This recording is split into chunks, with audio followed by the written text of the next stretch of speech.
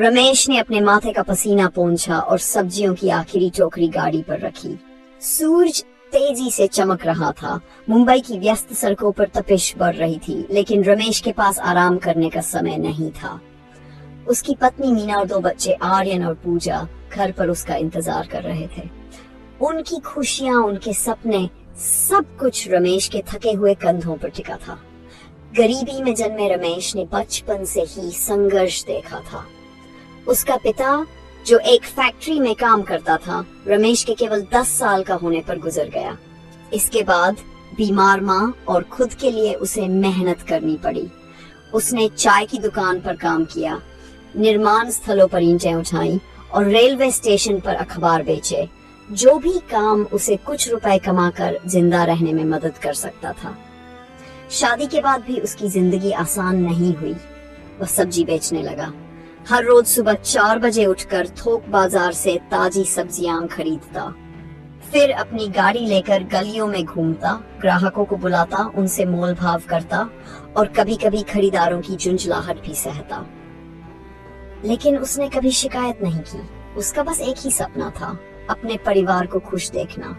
भले ही वे आर्थिक तंगी में थे, लेकिन रमेश ने अपने बच्चों के लिए बड़े सपने देखे थे। वह चाहता था कि आर्यन एक इंजीनियर बने और पूजा डॉक्टर।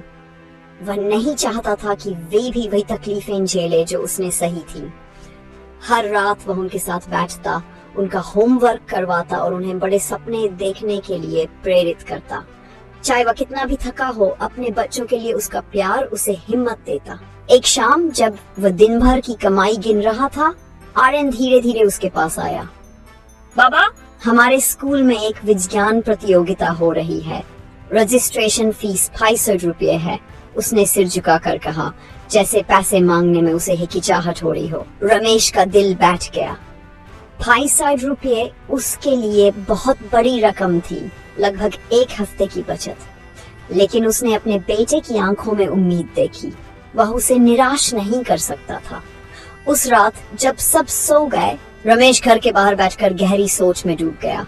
उसे कोई रास्ता निकालना था। अगले दिन उसने अतिरिक्त काम किया। एक गोदाम में आलू के बोरे उतारे। उसके हाथ दर्द से जलने लगे, पीठ में तेज दर्द हुआ, लेकिन उसने हार नहीं मानी। कुछ दिनों बाद उसने पैसे जुटा लिए। जब उसने आर्यन को पैसे दिए तो उसके बेटे की आंखों में आंसू आ गए। धन्यवाद बाबा, मैं वादा करता हूँ कि आपको गर्व महसूस कराऊंगा, उसने कहा और रमेश से लिपट गया। कुछ महीनों बाद आर्यन ने प्रतियोगिता जीत ली और उसे एक प्रतिष्ठित इंजीनियरिंग कॉलेज में छात्रवृत्ति मिल गई। जब परीक्षा के नतीजे आए तो रमेश छोटे से किराए के घर के बाहर खड़ा होकर आसमान की ओर देखने लगा। उसकी आंखों में खुशी के आंसू थे। उसकी सारी मेहनत सफल हो गई थी। उस रात जब वह मीना के पास लेटा, उसने धीरे से कहा, एक दिन हमारे बच्चे तुम्हें वो जिंदगी देंगे जिसके तुम हकदार हो। रमेश मुस्को से दौलत की जरूरत नहीं थी। उसके परिवार की खुशियां ही उसकी सबसे बड़ी दौलत थी।